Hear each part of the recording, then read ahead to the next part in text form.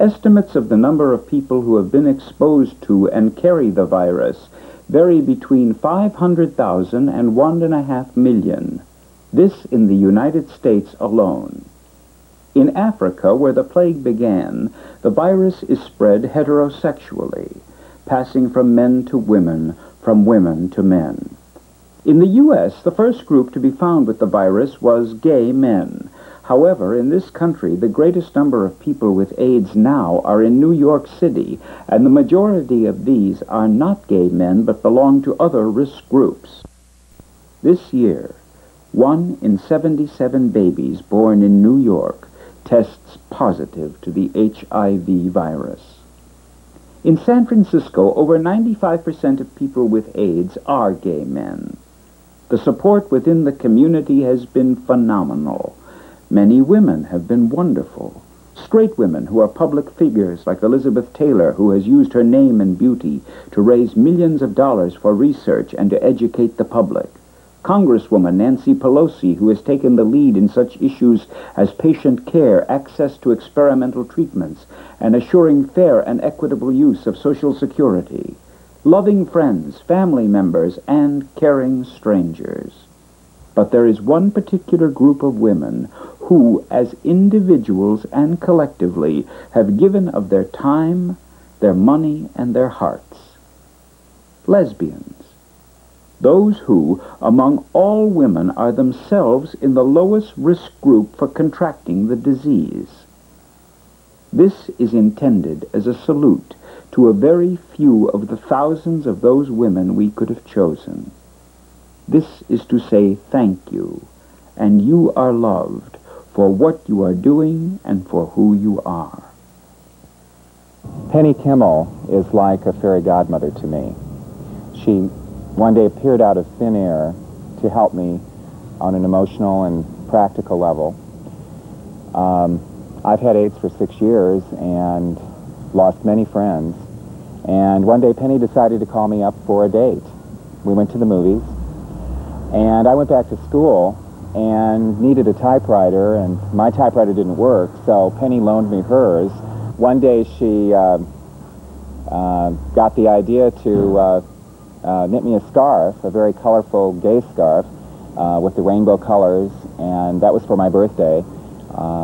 And I really enjoy wearing it when I do some public speaking on AIDS in the cold San Francisco fog. One day she went to Reno and she won a jackpot, and she came home and she gave me the money so that I could buy a new pair of Levi's and go to a dance. There is a rollover in my life. I will be 48 this year, and I was well into a career in journalism and writing, and about to use the film reviewing, which I'd gotten into very heavily, for career purposes. It had cut into the point where I really wanted to work on it. And some of my very dearest friends, such as Artie Bresson, were involved. Artie's films I had followed since the day one, when I first came out here visiting before I moved out in 1980. I was familiar with his works, Gay USA. I was on leave from Japan, where I was working at the time. Hit San Francisco on my way on a business trip to the Midwest, and saw the opening of Gay USA that night.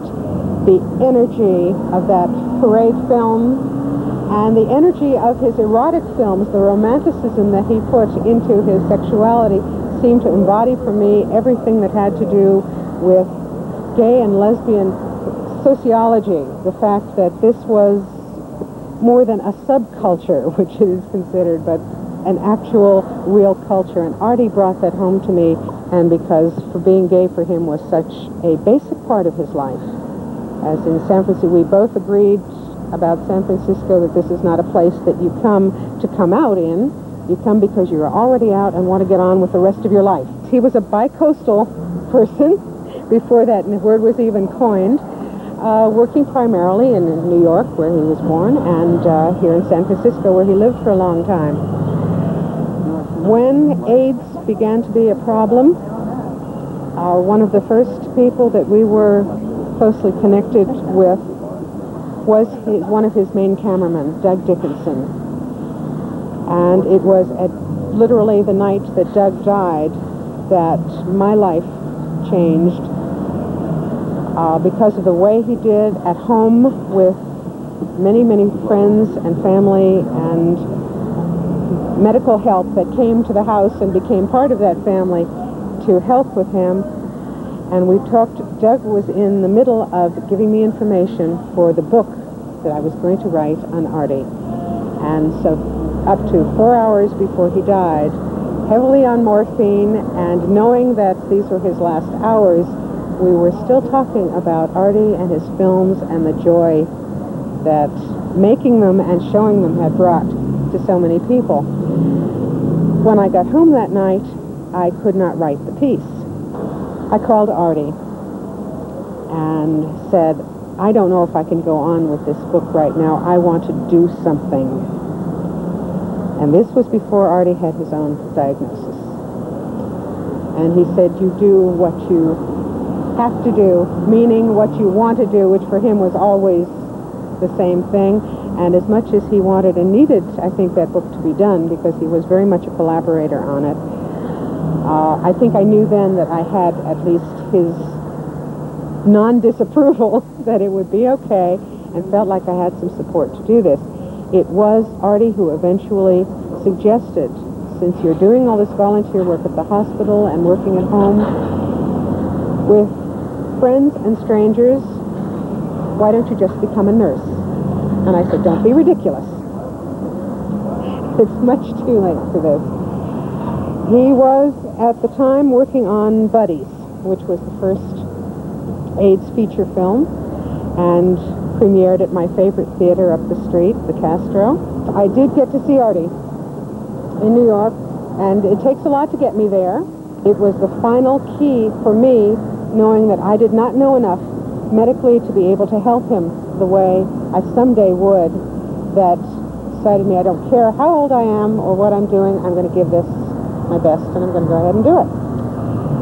So he is as close to me now in a lot of ways as he was before, because if ever I falter and fall back and say, I can't do this, and get it done, Artie's going to be there to do it, and I'm going to start to cry any minute. Now, Penny seems to be just a girl. There's a very wonderful girlish quality to Penny. But Penny is a mature woman, and for her to undertake to go back to school was a decision of great import, one that most of us would certainly hesitate at. But she did, and she told me just the other day that she has just been admitted to nursing school, and I think she'll make it. She is a great friend, and she's a great woman. Well, I started at the AIDS Foundation in 1983. There was about 5 people on staff, and we were knocking around the idea of doing a holiday food drive. I wouldn't say it was entirely my idea, but I was the one who put out the boxes and notified the public and collected the food, and I was supposed to be answering the telephones there. I wasn't, hired to do the food bank. There was no food bank. There was no social worker. There was really nothing there at the time except for an educational campaign. And basically, I just kind of learned as I went along. I didn't even know how many people were going to need it. I just thought, this is something I really want to do, and I had no idea it would turn into this. I'd never written a press release before when I got started there. So that was something I had to learn from someone else. I had the typewriter already because I was supposed to be typing any correspondence for the AIDS KS Foundation, as it was called back then. And really it was just kind of like, well, let's see what happens, and if it happens enough, we can keep it going. And the response was incredible. Back then, there was no open hand. There was, really not very many services besides the AIDS Emergency Fund. And we put out a press release and put in a box in the Atlas Savings and Loan on 18th Street. And I went back the next day, and it was full of food, and I couldn't believe it. I thought, this is incredible. This really could happen. Back then, we only had about 15 people who needed the food bank. And now we've seen about 2,000 people since then. We have about 500 people using it regularly right now, as of June of 1988. And now it's become an institution. But at the time, it was people came in, and they couldn't believe we were giving them food for free. And it was like, well, I can just take this? And it's, of course. You know, of course, it's for you. A lot of people that come here are on welfare. They can't afford to buy food for themselves. Some come here that don't have a lot of money. Some are on SSI. Some come into the food bank not knowing about us, but yet need help from us and from the foundation. I've been a volunteer the past month. I'm also a client here. I come once a week to get what I need. And it makes me feel good because I'm on both sides. I'm getting what they can give, and I'm receiving from other people. And I feel good about it. I'm glad there's such a thing as a food bank. I wish more things can happen. People get protein here, pork and beans, bread, eggs, powdered milk, cereals, things that they need every day of their lives. An average week we pass out maybe over 1,000 grocery bags. Sometimes we run out of different things that people need, but we try to satisfy and help whenever we can as far as the food allotment for people. Before I got started working with AIDS, I was a graphic artist. And I really felt like that wasn't very gratifying to be coming up with beautiful images that didn't mean anything to me or, you know, in my life, really. I didn't feel like there was any real value to what I did. And I was involved in the gay community, working as a volunteer with CUAV, Community United Against Violence, prior to getting involved with AIDS work. And I used to do free graphics for them, and I also was a safety monitor. And I felt very strongly about anti-gay violence and trying to stop that. And I know that with AIDS has, you know, been on the increase, and it's still a concern of mine, but I don't have time to really work with that anymore. But I really felt with AIDS, I felt, you know, the gay community and my life has been enhanced because of what gay men in particular did in our community, and building up Castro Street and the businesses and making it so that you could be out as a gay person in society and not fear for your life or that you wouldn't be able to keep a job. Tremendous the amount of changes that happened just in my lifetime here in San Francisco. International Ms. Leather. International Ms. Leather is a wonderful project. It's my baby is how I feel about it right now. We are just beginning our third year. We've put on 2 contests thus far. There were a group of us that got together and incorporated and made International Ms. Leather a nonprofit organization with a twofold purpose. One of those was to educate the general public and promote a positive image of women in leather. There are lots of folks that have lots of myths in their heads about leather people, and especially leather women. So that was part of our program. The other part of our mission is to be a fundraising vehicle. The first year we gave away about $8,000 to 5 different organizations, specifically AIDS organizations. Jim Ed Thompson was my associate editor here in the magazines at that time and was working on the International Ms. Leather contests. And they were coming into the office to see him as a part of that, and I met them incidentally and grew to like them very much just as fun people at that time. It's fun. It's a lot of fun. It shakes a lot of people up. Our last contest, we incorporated a new part of the program, the fantasy. And some of these women have some pretty vivid imaginations and shock some folks out there. But all in all, it was a lot of fun and an opportunity for women to get out there and really say, hey, we're here, we're caring, we're nurturing, we're very viable, we're an important part of this community, And we're gonna stay here. We're gonna make a statement. So that's one of the members of the Cal Eagles, the motorcycle club that we belong to, passed away from AIDS, Phil Smith, and the whole club got together and wanted to make a quilt, and wanted to make a panel. So about 10 or 12 of us got together one Sunday afternoon or one afternoon, and we all got down there, we were clipping away and adding things to the quilt, and took the jackets and their colors and stuff and sewed those onto the quilt. You know, it's like 8 guys and 2 gals sewing their hearts out and gluing and putting sequins and stuff all over the place. And that was how we were introduced to them. And then some of the people we'd met there were people we'd met through other fundraisers and stuff. And so, well, we really need help. You know, it's like, so any of you who want to help, well, Sky and I, you know, it's like, someone says help, and there we go.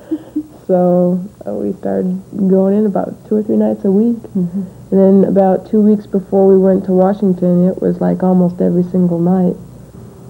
It was mostly by chance that we got involved into it, purely through, you know, an unhappy way, you know, a friend of ours passing away. But through that experience, I mean, his memory is still going on, and there's so many memories that came from that, good memories.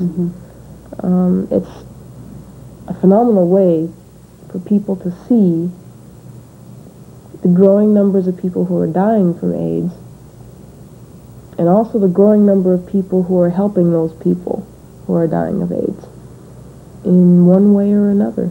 Because just about every person that's down at that NAMES project is also involved in other projects.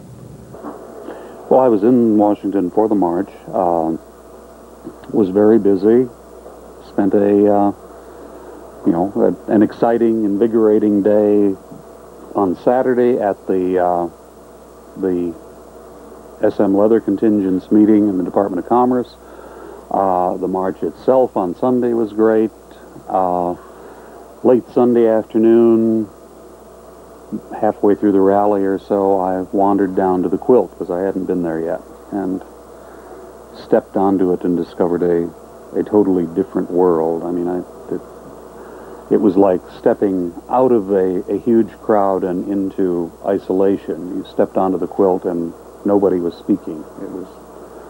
It was total silence as people walked around looking at panels.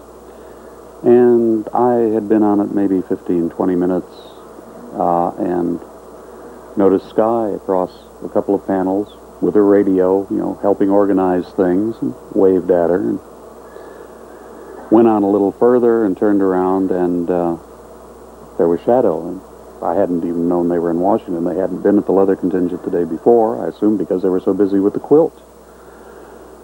I tried to speak to Shadow, and I found all of a sudden I couldn't even talk. I just started crying, and she said, "You look like you need a hug," and we just stood there for about 5 minutes hugging in the middle of the quilt.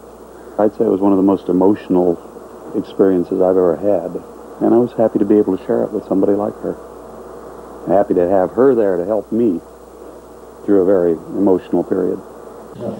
One of the most important things to me as a mother, and I think also to both of us as a family, we have a 14-year-old daughter who looks a lot like a young Republican. She's very straight-looking, very conventional, has a lot of very traditional ideas, and yet is very streetwise. With parents like us, it would be hard not to be a little streetwise. The important value for me to teach her, and the important lesson, is that the community in which you live is vitally important to your growth and your own changing process. And you won't ever get anything back from a community unless you give something. And the thing that I need to keep ever present in my mind and to continue to teach her are those values, that you must give something back, you must do your share. And I think that's one of the reasons that I am sometimes as committed as I am to different kinds of projects. And I do not believe that it takes away from the quality of time that I have with my daughter. She's at a number of the things that we do, and is very appreciative of the opportunity to see what it is that her mom does. In addition to these formal activities like International Ms. Leather and the quilt, that they have been very active in personal support for good friends also. I mentioned having met them through Jim Ed Thompson. Jim Ed, of course, has AIDS now, is no longer working with me. He hasn't been able to. And I know that they've been giving a lot of personal support to him. It was most interesting this past year at the local Ms. San Francisco leather contest. Shadow, of course, was giving up her title, and she was in charge of recruiting the judges. And she asked both Jim Ed and I to serve as judges because she wanted our input and because she wanted to show Jim Ed how much she appreciated him, particularly in her life and helping her as a contest winner and in just being a good friend. I met them at a meeting of the International Ms. Leather Contest. This is 88, so in 87, 86. There's a lot of times that I need things taken care of. Either just getting a lawyer to do something like take care of my will or whatever. And it takes a lot of time. And Sky can do that sort of thing. And she has. Bring me popsicles. I developed a taste for popsicles when I was in the hospital last time. And Shadow brings me popsicles. When Shadow comes, and every once in a while when Sky also comes, it's just nice to know that there are people out there who do care and who don't place judgments, who don't make judgments, but they base their friendship according to how they feel and not based upon what they see. Different Folks, a gay and lesbian, it's Northern California Gay and Lesbian Bicycling Club. Started several years ago by a number of people who were bicycling enthusiasts. It is probably the largest Northern California bicycling club. Probably, I think at this point, about 200, 250 people, both gay and lesbian. Members of different spokes decided about approximately 4 years ago that they wanted to do something in the face of the AIDS crisis here in San Francisco. And they felt that as an organization they could do something. And they used their talents as a bicycling club and to organize pledgers. The first year they had approximately 10 riders, I think, and they ended up raising $30,000. On the strength of that, they thought, well, this is a great thing. We have a lot of community support. We certainly have a lot of people in the community who recognize us, know us for what we do as a fun organization, but we can also do something for the community. And here's what we turn back to them. Different Spokes is approximately, I'd say it's about 2/3 male and 1/3 female, 1/3 lesbian.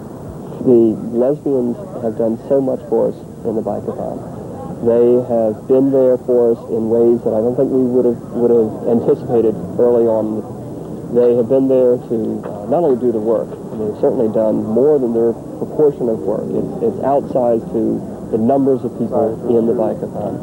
They have been there to keep us going. They've been there to make phone calls to us when most people just needed to not keep going. Things would come up as last minute as you're trying to organize something so big, and they would call people up and try to pull more volunteers into it. They would talk to their friends. They would talk to acquaintances who had some particular skills. They would talk to their lovers and have them out there on the streets with their cameras, taking pictures. They would have them out there with banjos, I guess, if they needed that. That's from Visiting Nurses in Hospice of San Francisco, where I work on the regular weekdays. And we're one of the agencies that's going to be getting money from this event, from all the riders. We participate every year, our agency does, and last year we got over $75,000 from the Bike-a-thon. I'd like to do at least as well this time, and I know there's a lot more people riding. But there's also a lot more agencies, and we want to spread the money around for everybody. So I'd like to do as well as last year, $75,000. The Bike-a-thon is unique in that all of the money raised, every penny of it, goes directly to the beneficiaries that provide care for AIDS patients. there are very few other fundraisers that do that, and that's what I think we're all very proud of as volunteers. In 1987, raised $325,000. 88, $300,000. So over the last 4 years, we've raised just under $1 million. February, we start thinking about getting donations. That's from my committee, the logistics committee.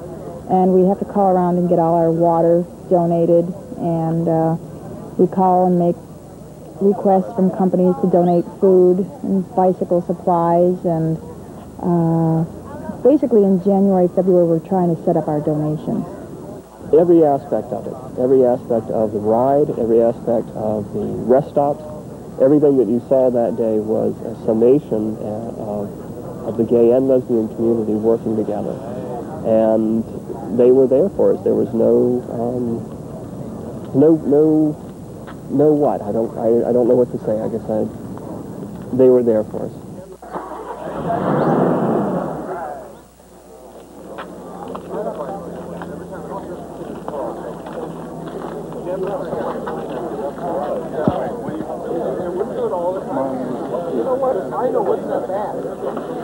And this is real important because the police have asked us, stop at stop signs, pay attention to traffic regulations. Okay,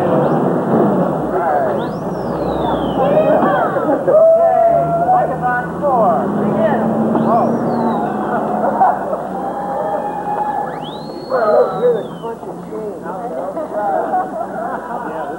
It's a little taxing if you're not used to 100 miles. But it's very lovely. It's outside and sunny, hopefully. I must have seen a poster or something somewhere and went to an organizing committee. And I went to a few meetings, and after about 3 or 4 meetings, one of the gentlemen who was the coordinator couldn't do it that year. So they looked to me and they said, can you help with the coordinating this year? And I turned around to see who they were talking to because I didn't think it was me. And so I kind of got thrown into it. And but I had been looking for something to do for a while. And I would go to the Gay Day Parade, and I would be standing on the sides, and I would say, well, what can you do to, what can you do? You're not doing anything. And I just had to find my niche. And I'm not a real organizer, but the people on the Bike-a-thon were so wonderful. And there wasn't a lot of petty politics played. Everybody just knew they had a job to do, and we went to meetings, and we buckled down, we figured out what we needed to do to raise a lot of money, and we did it. So that's kind of how I got involved. I kind of just slipped into a little niche. I've been riding ever since the first year it was formed, and it's been now 3-4 years. And I remember very vividly the first year arriving at a rest area 25 or 50 miles into the 100-mile ride, and the women were there. They were just so visible in their support. They had the food, and they had the smiles and the encouragement.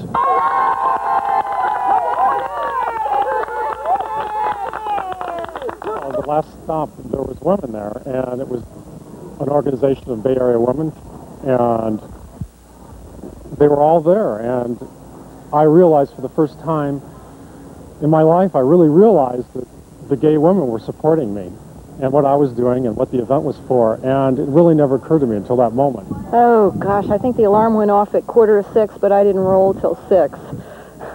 Managed to get the cutting board and the knives and a chair together and popped it in a truck and raced out here. Bay Area Career Women is the largest membership lesbian organization in America and probably in the world.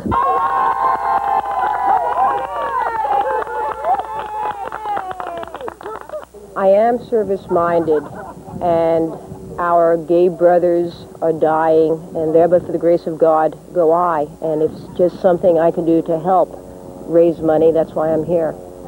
And BACW is a community outreach organization, and we all thought that this would be a great thing to do over the years since it's gotten started, and that's why I'm here. I think this is the 3rd year that BACW has been personing this rest stop for the AIDS Bike-a-thon. It's the major project of the Bay Area Career Women's Community Relations Committee, and one of our community service projects. Every single penny of the dollars that we're going to be talking about in the next few minutes will go directly to the beneficiaries that are named. The entire event has been paid for by the registration fees that you paid, by supplies and donations we've received from the community, and by all the volunteer work that has helped put this event on. Now, 1 penny of the money that we're raising today is going to pay for the event itself. Everything goes to the help of the people with AIDS. 330 of you rode 60 miles. That's another 19,800 miles. 200 of you rode 100 miles for another 20,000 miles. Together, you today rode over 60,000 miles. Let's have a round of applause for you.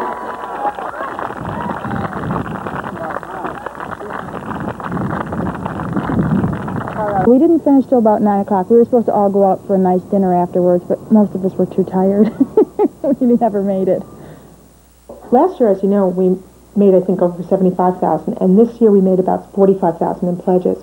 But although that means 30,000 that I have to find somewhere else, I think it's okay because what happened was that more agencies participated, so that the money that was raised this year by the efforts of the Bike-a-thon people and all the riders got spread over lots of new agencies, and they're all needing money also. It's not just 1 or 2 of us that need the money. Visiting Nurses in Hospice has a $5 million budget for hospice services this coming year. And of that, most of it comes from a city contract and from third-party reimbursement and insurance. We have to raise about $600,000, maybe $750,000 for some special projects altogether. This year, I started something called the Hospice Sustainers Program. It's for this building, Coming Home Hospice. And people who think they can't make a big gift, they could never write a check for $100, for example, they can make a pledge to give $20 every month, and at the end of 12 months, they've given $240. And they've actually made a big gift, but they don't feel it as much.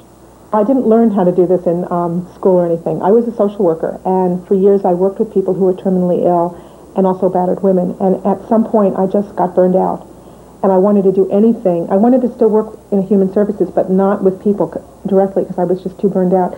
And I just sort of fell into it. I got a job actually as a program assistant at an agency in San Francisco. And when they needed someone to help with fundraising, I said, well, I think I can do that. And I like it. I really like it a lot. Our program provides services regardless of ability to pay, and that's for 2 reasons. The city of San Francisco has subsidized our program, and especially attendant care, and the donations of people throughout the city.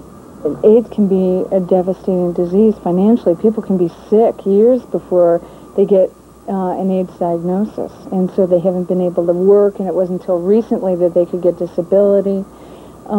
So a lot of patients are very broke, and this is an expensive city to live in. Bud was a very special friend of mine, and we'd known each other for about 25 years. He was the architect who designed this house, and was a buddy, or compañero, in the genuine sense of the word. After 3 weeks, the doctor said, well, there's no reason for him to stay in the hospital. He can go home. However, he has to have 24-hour custodial care. He needs oxygen. He needs a hospital bed. And he's going home tomorrow. And it was all thrown on my shoulders to provide these things. And there were 5 of us who were very special friends of his and very committed to, if he wanted to go home, to seeing that he got home, he got the proper care, that we could make him as happy as possible. Everybody looked to me to make decisions, to know everything and to make decisions. And I had absolutely no idea of where to get a hospital bed or oxygen. He was out of money. I didn't know how we were going to pay for this custodial care, even if I found it. The day he left the hospital, going home without anything, and we were frantic because there was no oxygen at the house. Well, we got I think we got a tank from the hospital. It was a temporary situation. The social worker at the hospital told me to call this gal named Kitsy Shawn at the Visiting Nurses Association. And I did, and I got this wonderful voice, and she said, look, I'm free at 4 o'clock. I'll come over to 4 o'clock and see you. And at 4 o'clock, she came over, and she walked in, and she was just fantastic. She was big and warm and concerned, and she had all the facts and figures. She could gather so a 12-hour hospice shift, and a friend could stay at night, so we had his 24-hour custodial care. She said, call this, and you'll get the oxygen, the hospital bed, and all the other things you need. Here are the social security forms for the benefits from them. Here's the forms to fill out for the bill, the insurance, sign here, sign here, sign here. Here are the forms for the AIDS emergency fund. We can get the house payment paid, the PG&E bill paid, the garbage bill paid, and all at once, everything fell into place. All at once, we could take care of Bud. And that was an incredible relief, because I'd been going crazy, not knowing how I was going to be able to care for Bud, and being very committed to taking care of him if he wanted to come home. But the wonderful thing about Kitsy wasn't only the facts and the figures she had, but she was just such a wonderful human being. And she was so concerned about Bud, and even more concerned about the five of us who were going crazy. She was, because we were all frantic, and she didn't want us breaking down on top of everything else. But it wasn't that it was from a professional point of view, it was from a very human point of view. A very warm, friendly point of view, and she was just wonderful. The bereavement program is a real important part of hospice, but it has grown in the sense that the epidemic has grown. And as the epidemic has grown, there's a whole nother level of devastation from loss. And we're seeing people who are down to their last couple of friends. And it's really an epidemic of grief. And it's taking a lot of pulling together to keep on going through that amount of loss. And in the groups that I run, sometimes I feel that people really appreciate that I'm a lesbian, because they don't have to worry about my dying from this epidemic. At least they don't have to worry about mine being gone. And so I think that, you know, it's going to call more and more on women to give people support, because there are many men who are just saturated with losses. Families, parents usually come in from out of town, and they're terrified to come into their child's gay environment. And what ends up happening usually is they are transformed by the experience of seeing how much love their son is getting. And they may be thinking of a sister that they have back home in Florida who didn't get near the kind of care that their son is getting. And many of them have a hard time going home, because they've had a window into an epidemic and a way, and broken their stereotypes of what it means to be gay, and don't know how to fit back into their old place, and they become activists. The parents become these little beacons of light throughout the country, and that's a real wonderful thing. PAWS stands for Pets Are Wonderful Support. PAWS, for people with AIDS and ARC. And what we do is help people by going into their homes and doing pet care. It may be grooming the dog, or changing the cat litter box, cleaning up the bird cage, taking the goats off the roof and getting them back in the yard if that's where they're supposed to be. Whatever people need to have done so that they can have their pets with them, we do. PAWS is most interested in helping people have the emotional support of their pets as long as they want it. It could be for another day, or it could be for the rest of their lives, however long their lives are. We work very hard and in close contact with the PAWS clients to make sure that their pets have good, permanent homes when that time comes. And I myself got involved in PAWS a year ago when I wanted to adopt a kitty, and I got a PAWS kitty. So what we do is, the person who knows that he or she will be giving up a pet eventually will talk to us about the pet's special needs, and Flossie likes to watch television, or Jojo gets along with dogs but not with other cats.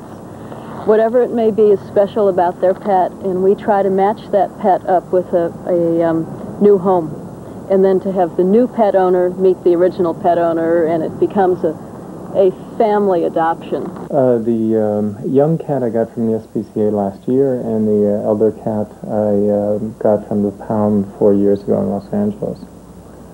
And she's very attached to me. She's a lovely cat. The other one is young still and gregarious. Very dear. Very dear. We also help people with foster care. That means if somebody is going into the hospital, he doesn't have to worry that he has to make this permanent decision now to give up his pet. We'll take that pet for a day or a month or 2 months, however long, and when he's ready to have his pet back, that pet will be returned to his home in good care. Had I done this surgery, I would have been in the hospital for 6 weeks. And at that time, PAWS organized that these two ladies, Nancy and her friend, should be foster parents to my cats for the 6-week period. And I was thrilled. The ladies actually never met the cats because the doctors changed their plans. And in fact, I've never gone since to the hospital. But they were quite excited about having the cats. And I think the cats were quite excited about living with the ladies. I told them all about it. We know that when people become sick with AIDS or with ARC, they run out of energy or money or both. And we're there to help fill in as much as is necessary in a daily way if necessary. The pause thing was very personal to me beyond the fact that I love animals and that I love being gay. And the story is this: 8 years ago, I got hepatitis. And I lived alone. And my company was my cat, who sat on the foot of my bed. And I've said many times over the years that Grey Wolf kept me alive, that there was that contact and that activity when I was too sick and too weak to turn over or pick up the phone. There was a little chirp and a hop, and the cat was very important support to me. So that's one of the things that's brought me into Pause. Well, I don't consider this charity work. This is my community. This is me. This has nothing to do with doing for other people. This is right here in my gut and in my life. I've been I suppose my two major identities are being Jewish and being gay. So this year when it came to Passover time, I was looking at the gay Jewish people who were sick home with AIDS. And Passover is the big family and social event in the Jewish year. And I knew, again from my own experience with hepatitis, how weak you can be, that you can't even get out of the house to go out for dinner, much less have the whole Passover ritual and festival and celebration. And so I became aware that there were Jewish people in our AIDS community who were homesick and who were not going to make it out, even around the block to one of the gay synagogues to have a Passover dinner. So I started calling Jewish organizations, gay organizations, and AIDS organizations and said, is anybody meeting this need? And the answer was no. We have Meals on Wheels for Jewish people. We have Passover for gay people. We have daily meals for AIDS people, but nothing that puts all that together.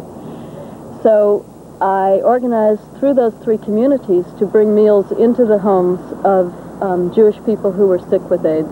And we also stayed and did some of the ritual in some of the homes. One of the men told us that he had been in the hospital most of the spring, and his goal had been to live long enough to celebrate Passover in his own home. So this was an extremely rewarding thing to do. And we're now finding ways to carry this on so that we have a regular contact with Jewish people with AIDS, whether or not they're affiliated with the synagogue or have a heavy Jewish identification. My description is to deliver a little home cooking with the Jewish flavor is what we're trying to do. And this is a funny one for me because I'm a non-cook. I can barely make tea in the microwave. I first met Mark Christopher in 1984, and he was the owner of the Obelisk. He loved life, and he loved beautiful things, and he loved making things beautiful. None of us started out to be quote-unquote AIDS activists. This was this epidemic swept into our lives and literally took over for a number of years in terms of our political involvement. And I was very involved in strategizing behind the scenes, keeping the community consensus together, coming up with a community bottom line, working with legislators, testifying, writing legislation, all of that kind of stuff around the AIDS crisis. I knew as we were going through this that at some point it was going to be more personal. That it was going to come home. I didn't know particularly who it would be, but I have lost in the past 7 years about 50 people, some closer than others, but all of us working together, comrades in arms, so to speak, about our right to exist with pride and our right to lead our lives and live out our loves. And so when when I met Mark, I had a feeling that he was a very special person in my life and that there was going to be an ongoing commitment or relationship, and that is how it turned out. Why don't you talk about the dinner? Oh, well, Mark called. We hadn't seen Mark for a while. He'd been very active in the store. He'd started going metaphysical and was very active in bringing in metaphysical things into the obelisk. And you've got to know the obelisk was like a very expensive Bloomingdale's or Neiman Marcus, but very shishi. And so for all of the metaphysical things to come in was a bit of a surprise. But he had been very, very busy in the last few months, and we'd seen him at parties and things. And he called in November, the beginning of November, and said, I've been diagnosed with cancer.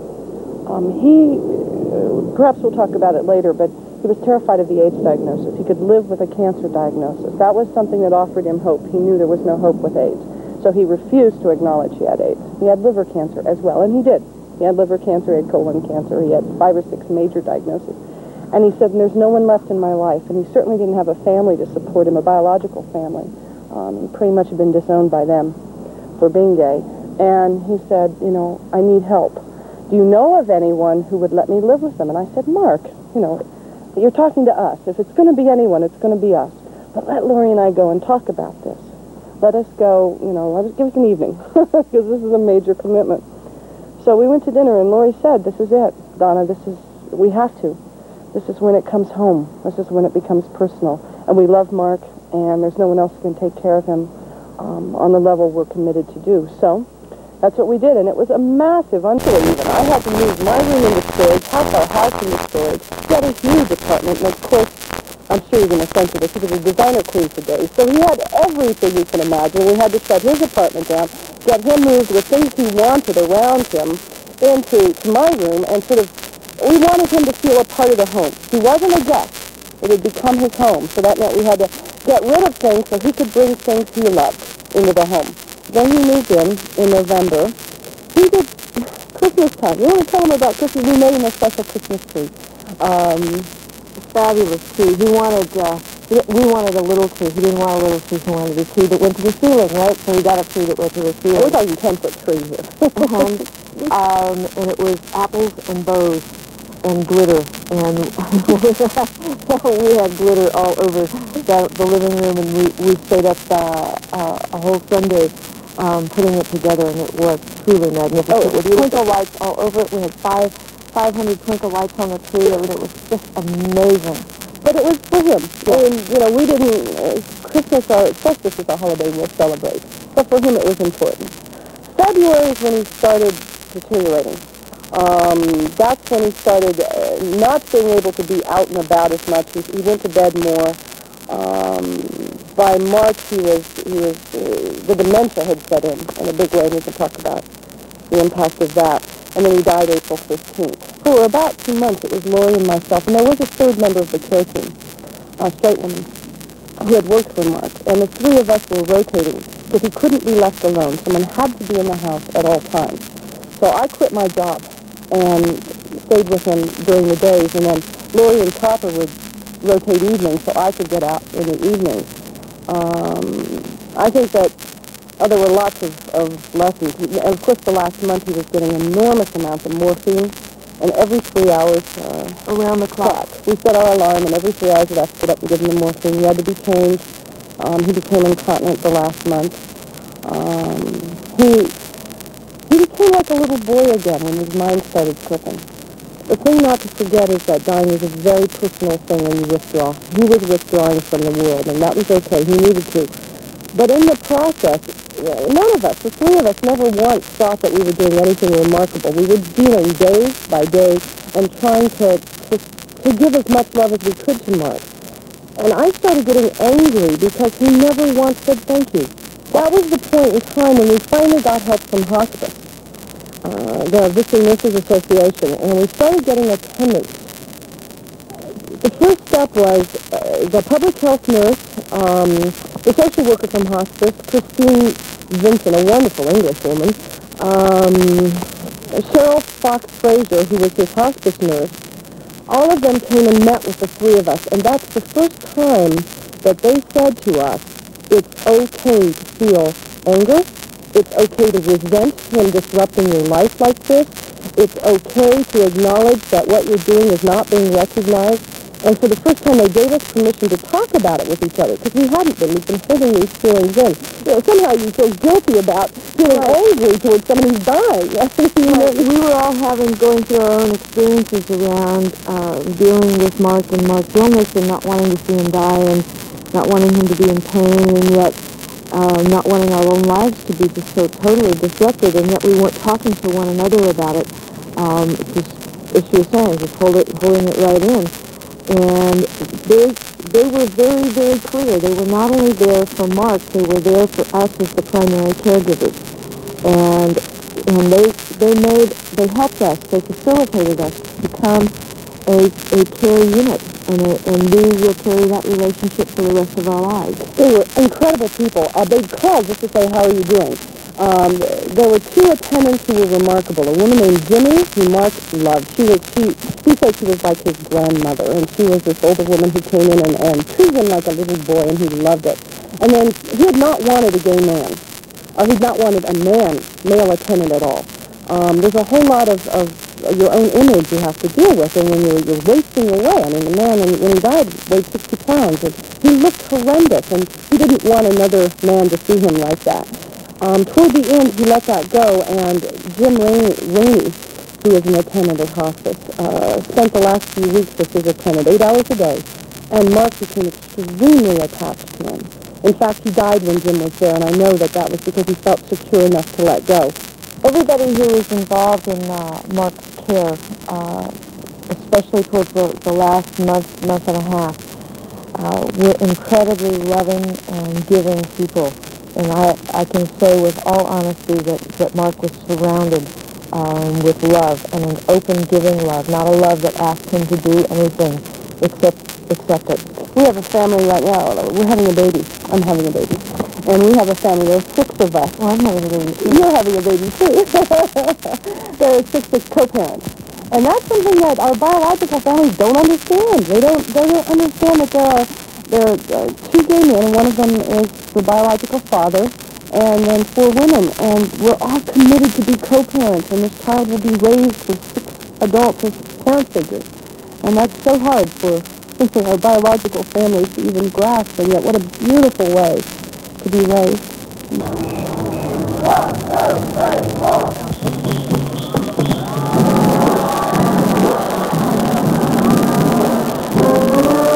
The theme of the 88th Lesbian Gay Freedom Day Parade was Rightfully Proud.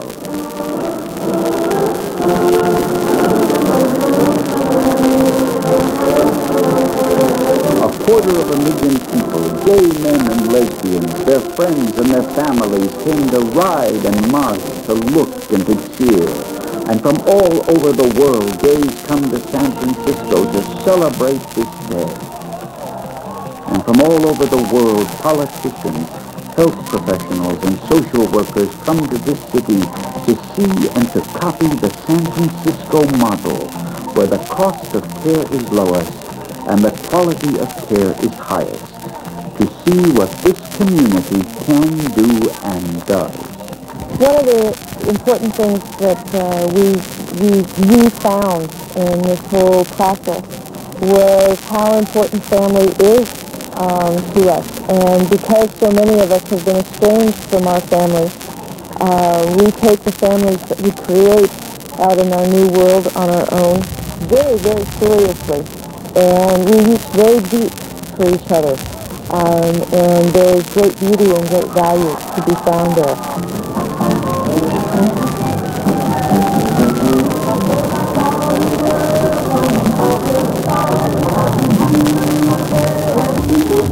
It's very difficult for people who hear about us and our lifestyles and hear us described as homosexuals to understand that there is a great commitment to our friends and to the people that we establish as family. That the values, we don't take anything for granted because we have had people turn away from us simply because of our lifestyle. So the people that turn toward us with open hands and open hearts, those people we reach very, very deep for. And and it is with our complete heart that we embrace each other. And that element of family is so important, and it is not blood ties alone. Too often our blood ties have turned away, and so we turn to each other, and our bonds are very, very strong. There are the righteous who say that AIDS is God's punishment for what they see as our sin. There are the righteous who say that our way of loving is intrinsically evil. It was also said, I was hungry, and you gave me meat. I was thirsty, and you gave me drink. I was a stranger, and you took me in. Naked, and you clothed me. I was sick, and you visited me. At its best, family means compassion, care, and love. The city of San Francisco and the gay family, lesbian women and gay men have shown these are words they understand. The theme of the Lesbian Gay Freedom Day Parade was rightfully